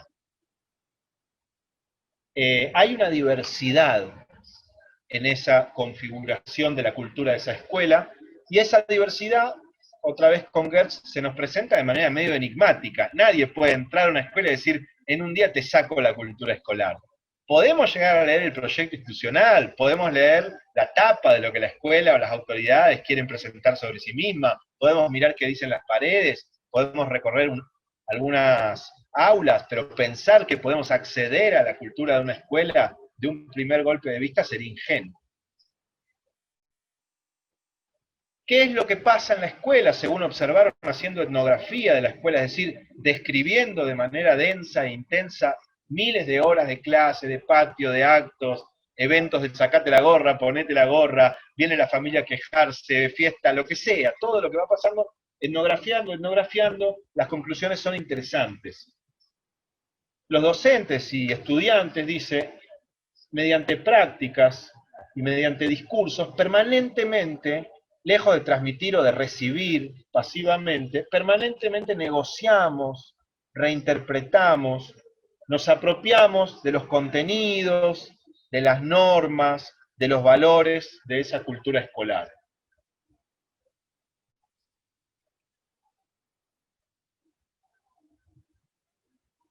Los docentes somos, para Elsie Rockwell, un poco el actor, la actriz central del proceso de esta negociación cotidiana, porque en gran medida lo que ellos encuentran es lo que dijimos antes, que para los chicos, para las chicas, su experiencia escolar está fuertemente marcada por lo que la maestra, el maestro hace en el aula. Obviamente que las condiciones, por ejemplo, edilicias, institucionales, salariales, impactan fuertemente porque cuando las condiciones son precarias y se trabaja con poblaciones que viven otras precariedades, las posibilidades de torcer el destino social dominante son más difíciles. Y por eso peleamos por mejores condiciones. Pero en gran medida, y esto Rockwell nos interpela fuertemente, para los chicos la escuela es lo que su maestra propone. En la escuela se viven diversas experiencias. No todo lo que transmitimos los chicos lo toman como lo transmitimos. Hay algunos contenidos, o los grandes, ¿no? También muchos trabajamos con grandes. Hay muchos contenidos que ya vimos que se negocian. Hay estrategias de supervivencia para aprender a ser alumnos, que están lejos de ser significativas en subjetivar, pero los chicos la aprenden. También hay distintas formas de resistencias, algunas más abiertas, más frontales, otras más grises, más silenciosas. Pero esas diversas experiencias que constituyen el juego de poder, de saber, de cultura escolar, como dijimos, no solo van a transmitir una cultura, sino que a su vez van a producir una cultura que es propia de esa escuela. Lo que nosotros podamos proponer y construir en esa experiencia, en ese cruce de significados, en ese, por ejemplo, invitar a mirarse a los ojos con la gorra puesta, o a sacártela y mirarme porque te obligo a mirarme, ¿no? En esa experiencia que nosotros podamos proponer, en gran medida se juega la singularidad y la subjetividad, no solo de los chicos y las chicas, sino también de nosotros, que estamos ahí subjetivándonos como seres, que podemos ser más o menos felices o con mayor o menor margen de libertad, hacer de nosotros más o menos una obra de arte, diría Foucault, hacer de nuestra vida más o menos una obra de arte. En ese juego, en gran medida, está la politicidad de la escuela. Por eso Rockwell nos dice, una vez más, y desde un enfoque distinto al que estamos habituados, que la escuela está muy lejos de ser neutral y que la escuela es fuertemente política. Pero lo dice, llega ella a esta conclusión desde un lugar por ahí distinto, desde un lugar más experiencial, más cotidiano. Y nos dice algo que yo creo que es fundamental y en este contexto ni hablar, que es que tenemos que tener conciencia de que la escuela está compitiendo en algún punto o disputándose con otros escenarios de socialización de los chicos, con otras instituciones que se disputan la subjetivación, por ejemplo, de las infancias y las adolescencias. Medios de comunicación masivos, las grandes empresas, formas de las iglesias de distinto tipo que por ahí no permiten el despliegue subjetivo, grupos narcos que están en el barrio disputándose físicamente a los pibes.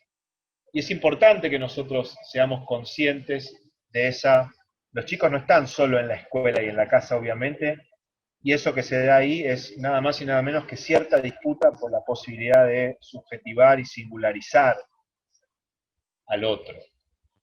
Y después, para terminar, y escucharles un poco a ustedes, Rockwell toma un ejemplo, que es el ejemplo de la escritura, ¿no? Que sería como una marca de origen de la escuela moderna, ¿no? La escuela sirve para enseñar a leer y escribir, sumar, restar, multiplicar y dividir, ¿no? Esa es la primera línea de lo que la escuela haría, más allá del currículum oculto y todo. Y ella dice, ojo, sin meterme muy en profundidad porque es algo particular, pero toma ese ejemplo y dice, bueno, es verdad que en la escuela la lengua escrita es un contenido y una obsesión prácticamente de la escuela. Pero no entendamos linealmente que todo lo que es la lengua escrita en la escuela representa la cultura culta, o sea, la escritura en términos de cultura letrada, elitista, sino que la escritura funciona de distintas maneras y circula de distintas maneras, con distintos significados en la práctica escolar. Es decir, están los usos elitistas, la buena letra, la obsesión por la ortografía, por ahí sin pensar en los sentidos de eso que escribimos. Está, por supuesto. Ahora, ¿hay otras formas de la escritura circulando también? También están y en gran medida dependen de nosotros, ¿no? ¿Cómo ponemos a jugar la escritura? El graffiti del baño también es escritura. Los pibes rapeando en el recreo también puede ser escritura, están escribiendo sus letras. Si yo propongo determinadas actividades o propuestas, valga la redundancia, de escritura, estoy poniendo en juego otras escrituras. Es decir, en gran medida, la apropiación que los chiques hagan de la escritura va a depender de mi propuesta de escritura. Si me alineo en una mirada más elitista, más dominante, de la escritura como marca de clase, burguesa, etcétera, o me pongo en juego con la escritura de Violeta Parra, de Woz, rapeándole a los pibes, diciendo, como no nos explicaron, ahora nos revelamos, no me acuerdo cómo es esa letra que es tan linda. Preguntamos y como no nos explicaron bien, ahora gritamos, dice algo así, dice Woz. Y en gran medida, dice Rockwell, los sectores populares en su diversidad se han apropiado de la necesidad de la escritura. Porque con la escritura se defienden, porque con la escritura se expresan, porque no saber leer y escribir te excluye más. Y en esa apropiación de la escritura, también disputan su contenido, su sentido y su orientación política. ¿Para qué se escribe y qué se escribe? Y yo creo que en gran medida eso pasa con la escuela toda. No hay duda de cuál fue el proyecto de las élites gobernantes de la generación de los 80, de por qué se ponía una escuela, o por qué se armaba el sistema escolar. Ahora, los sectores populares en su diversidad, pueblos originarios, mujeres, obreras, campesinas, se apropiaron y demandan, los pueblos demandan escuelas, y al demandar escuelas también van demandando contradictoriamente un contenido político para esa escuela. Y me parece en ese sentido muy piola lo que plantea Rockwell. Entonces, si incorporamos la dimensión histórica, no olviden que ella es historiadora antes que antropóloga, o junto con antropóloga. Si incorporamos la dimensión histórica, vamos a ver que la cultura escolar está muy lejos de ser homogénea. Que la cultura escolar está plagada de contradicciones, plagada de heterogeneidades, que nosotros y nosotras como docentes, al igual que los estudiantes, somos sujetos activos de la producción de esa cultura escolar, que producimos, intercambiamos una diversidad de significados, y que la escuela puede ser efectivamente reproductivista de la cultura dominante, pero también puede ser efectivamente transformadora de esa cultura. Es decir, construir sentidos, significados, otros significados alternativos, tejer nuevas redes de esa urdimbre que es la cultura, que tengan más que ver con la libertad, que tengan más que ver con la dignidad, que tengan más que ver con la igualdad. Entonces, la cultura no es tanto el contexto que está ahí afuera de las paredes de la escuela o ahí afuera, es eso que los pibes traen o que yo traigo de afuera. Eso es una parte. Pero la trama cultural de la escuela, la trama de significados de la escuela, también conforma la cultura. Las paredes de la escuela, en ese sentido, no son tan rígidas, no son tan sólidas como parecen cuando golpeamos con la mano, si es que tenemos la suerte de tener una escuela con paredes, ¿no? Porque si no mi metáfora no sirve. Hay varias escuelas que están llenas de agujeros en los techos, así que esta metáfora sería para una escuela de Dinamarca. Digo, las paredes de la escuela no son tan duras como parece. La escuela es productora de la cultura y también lo que se produce de la cultura en el afuera de la escuela entra, pero lo de la escuela también hay que estar entrando y saliendo o está atravesando. Lo pienso con una última imagen y abro el juego para que opinemos, pensemos este último ratito, así leo lo que dijo Gladys. El año pasado, en Junín de los Andes, donde trabajo en el IFD8 también, había una movilización que había convocado a una familia por una situación horrible de violencia sexual hacia una bebé. Y estábamos ahí en la plaza, concentrándonos. Era un día rarísimo, era como que les diga un jueves a las 9 de la mañana, plena laboral, digo, todo. Y ese era el día de la que se hacía la concentración en la plaza de Junín. Y en un momento estábamos ahí, había unas chicas leyendo, tocando el redoblante, estaban, bueno, pitando, etc. Y en un momento llega una profe de educación física con todas sus alumnas de la escuela de fútbol, con sus pañuelos violetas, sus pañuelos verdes, con las pelotas y los vestidas con el equipo de fútbol a participar de esa actividad eminentemente feminista, politizada, de repudio a la violencia. Y en gran medida esas chicas habían decidido ir a esa marcha que sería la política de afuera de la escuela, la política de género, el movimiento feminista, el repudio a la violencia sexual, a los feminicidios, el ni una menos, por decirlo así, en términos sintéticos, habían venido por lo que habían aprendido en la escuela con esa profe, que enseñando cómo tirar paredes, cómo patinar, cómo hacer una jugada de pizarrón en el córner, también había estado trabajando con ellas y eso les había llevado a ir a esa movilización, a esa marcha. Entonces, ¿dónde me pueden decir que la escuela no es productora de cultura? No es solo dejar que entre lo de afuera, sino también saber que nosotros jugamos en la producción de lo que allá afuera pase. Y les aseguro que el equipo de fútbol, entrando a esa movilización, concentración que se había hecho, primero fue muy emocionante por todo lo que significa aparte la disputa de las mujeres para jugar a la pelota, tener lugar en las canchas, etc. Duplicó la cantidad de manifestantes aparte, y ahí decís, bueno, hay una producción cultural de resistencia. En esa misma clase de educación física también podría habérseles enseñado a pararse derechas y correr como señoritas jugando al vóley. Pero no. Bueno, leo lo que dijo Gladys y abrimos un intercambio de 10 minutitos. En estos tiempos de pandemia, esto también es visible cuando docentes a través del Zoom, muchos chicos apagan la cámara para no verse, sobre todo los adolescentes. Wow. Tenemos un capítulo con el Zoom, compañeros, ¿no? Ya alguien tiró la vez pasada esta idea de cómo el Zoom funciona, invirtiendo cierta cosa panóptica de que los docentes, entre comillas, gozamos, cuando ahora la familia de nuestros hijos nos ven, de nuestros alumnos, perdón, nos ven dar clase, ven cómo es nuestra casa, ven qué decimos, ven qué no decimos. Y eso nos pone en un lugar que en gran medida nos hace sentir o contentos o incómodos o las dos cosas. Yo confieso que a mí me hace sentir las dos cosas. Y eso que mis alumnas son adultas. Pero es raro estar dando clase y que estén escuchando los hijos adolescentes, los maridos, las esposas.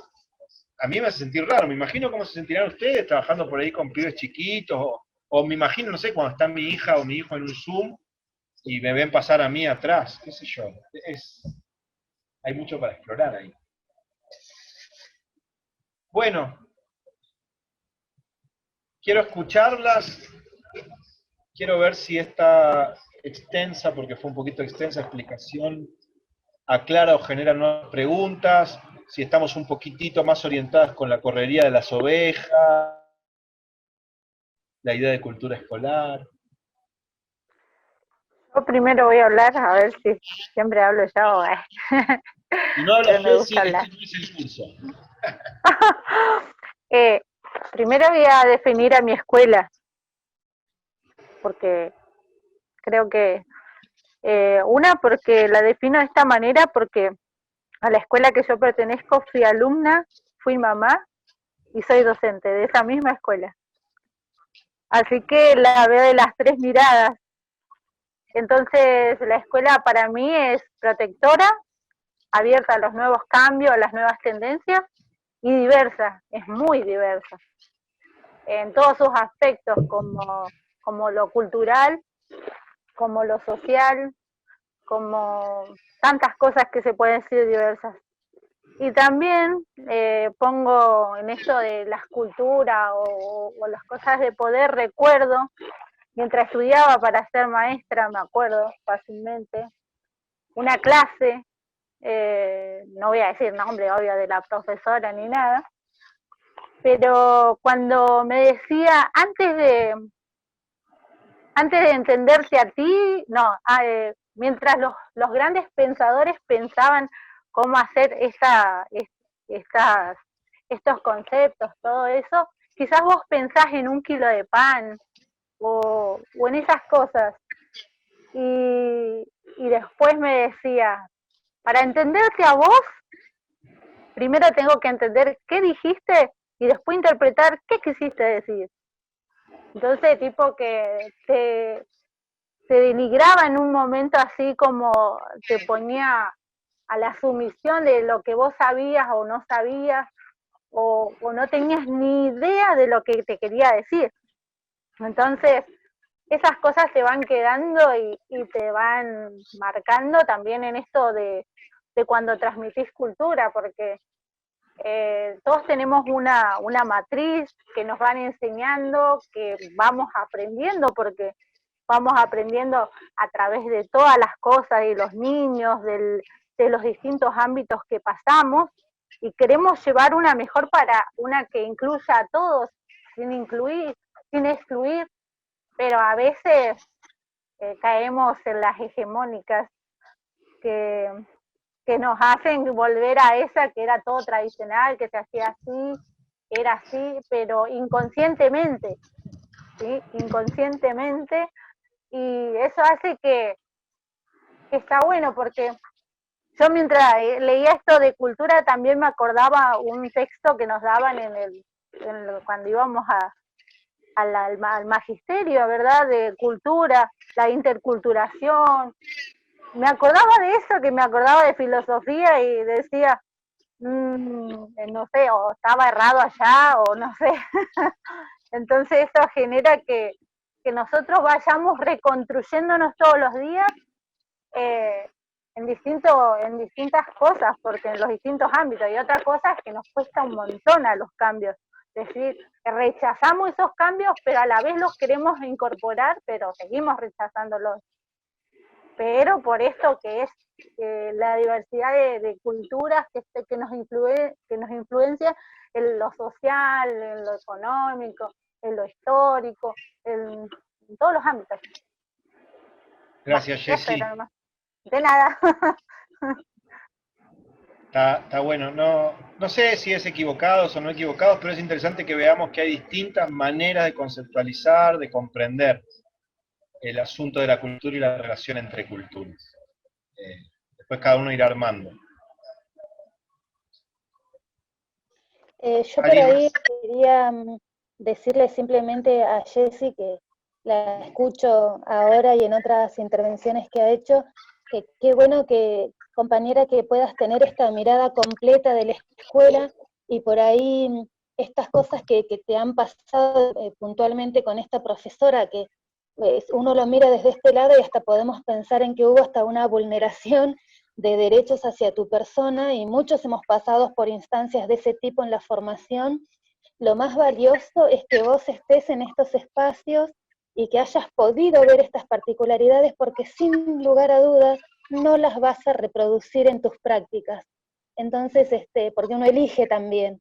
Así que gracias por compartirlo, porque bueno, es muy personal y me parece re valioso.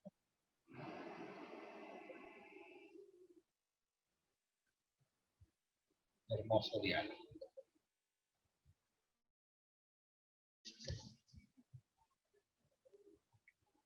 Ahí está.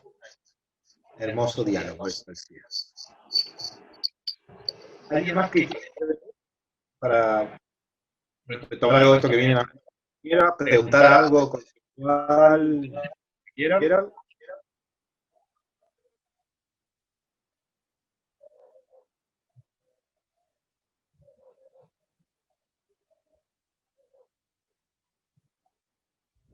No. Bueno. Van a encontrar el el foro. Ahí no es, creo que mañana. lo ponemos, ¿no? No sé, me dice que sí, pero no sé si soy mañana. Bueno, entre hoy y mañana hay interferencia. Ahí no hay más interferencia.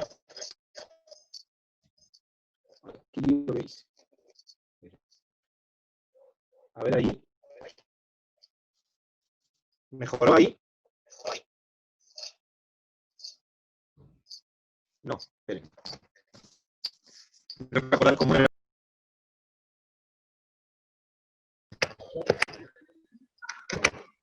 Ahí creo que está la combinación. Sí. ¿Ya viene ahí?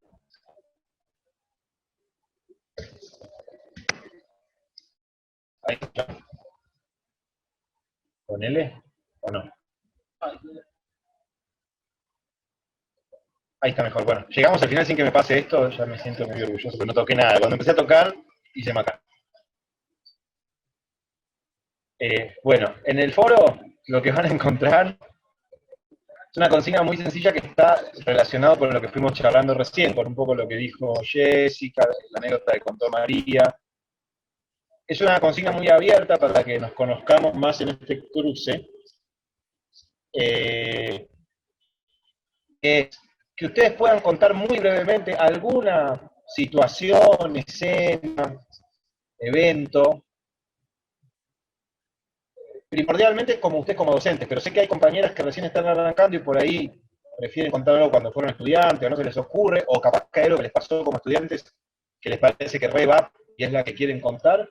La idea es narrar muy chiquito alguna situación que podamos pensar desde esta idea de Rockwell de apropiación, negociación, heterogeneidad cultural, ¿sí? Que hacer un mínimo análisis o en realidad una pequeña reflexión sobre por qué la escena o esa situación que contar es significativa en términos de la cultura plural o la concepción de cultura y escuela que estamos viendo. Por ejemplo, lo que contó María de la Gorra sería una escena clara para ese ejercicio, ¿no? Y ahí podemos pensar cómo hay una disputa, una tensión entre los significados, una heterogeneidad en la propia experiencia de las docentes, porque hay una docente que hace una cosa, otros docentes que hacen otra, los pibes responden a ese intercambio de significados desde otro lugar, cómo construyen su mirada a los ojos de un lugar a otro. Ahí podríamos tener una narrativa. La idea es que cada una de las muchas que tenemos en nuestra arcón de los recuerdos, algunas serán más presentes, si se animan incluso a hacer algo de este contexto Zoom también lo pueden hacer, o de este contexto virtual o pandémico, está bueno, y que hagamos una pequeña reflexión, no son muchas palabras, pero es poder hacer el ejercicio de usar alguna de las herramientas que venimos trabajando con Gertz, con Rockwell, para pensar una escena de nuestra práctica.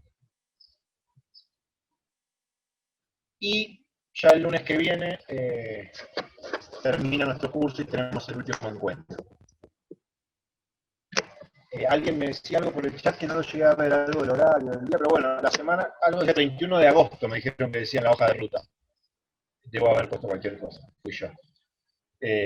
Bueno, el lunes que viene, a las 19:30, por el mismo canal de siempre, tenemos nuestro último encuentro. Les invito a quienes quieran a tener al lado un vaso de agua o lo que quieran y hacemos un brindis virtual. Y les voy a compartir algo de la consigna de trabajo de cierre y vamos a charlar por Zoom nuestra despedida. Muchísimas gracias por quedarse, por solucionar el eco y los desastres técnicos. Ha sido Gracias, profe. Tengan buenas noches. Chao, chao. Igualmente.